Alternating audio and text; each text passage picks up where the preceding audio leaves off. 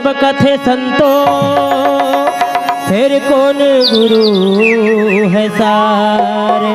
कौन नाम के जपन करे माँ, ये हंसा उतर ही पार। गुरु तो घासीदास हवे, ये सब गुरु लसार। सत्य नाम के जपन करे माँ, ये हंसा उतर ही पार। यही सतनामी मन के शान है बाबा, ये सादा के झंडा पहचान है बाबा। तोरे कथा घलो अमृत समान है बाबा। सत्य की महिमा दिखाए गुरु ज्ञानी, तभे तो दुनिया में नाम है बाबा, तभे तो दुनिया में नाम है बाबा। यही सतनामी के शान है बाबा, सादा के झंडा पहचान है बाबा। यही सतनामी के शान है बाबा, सादा के झंडा पहचान है बाबा। तोरे कथा घलो अमृत समान है बाबा। सत्य के महिमा दिखाए गुरु ज्ञानी, तभे तो दुनिया में नाम है बाबा।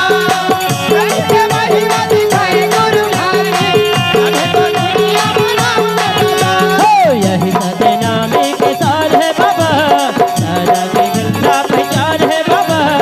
यही सतनामी के शान है बाबा, सादा के झंडा पहचान है बाबा।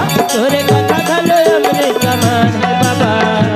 सत्य के महिमा दिखाए गुरु ज्ञानी, तभे तो दुनिया में नाम है बाबा। सत्य के महिमा दिखाए गुरु ज्ञानी, तभे तो दुनिया में नाम है बाबा।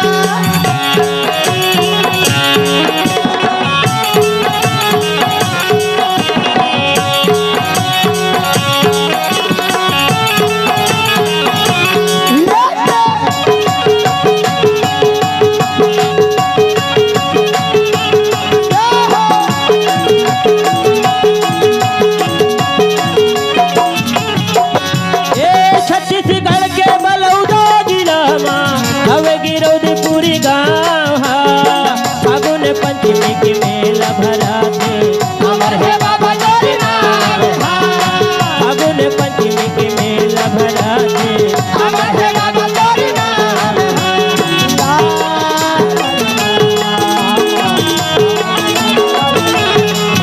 ओ कोनो जाथे वहाँ मोटर गाड़ी माँ, कोनो पैदल जाते गा।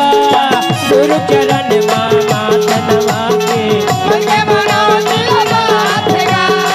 बाबा चरण मात नवा के। तोरे दे सत्य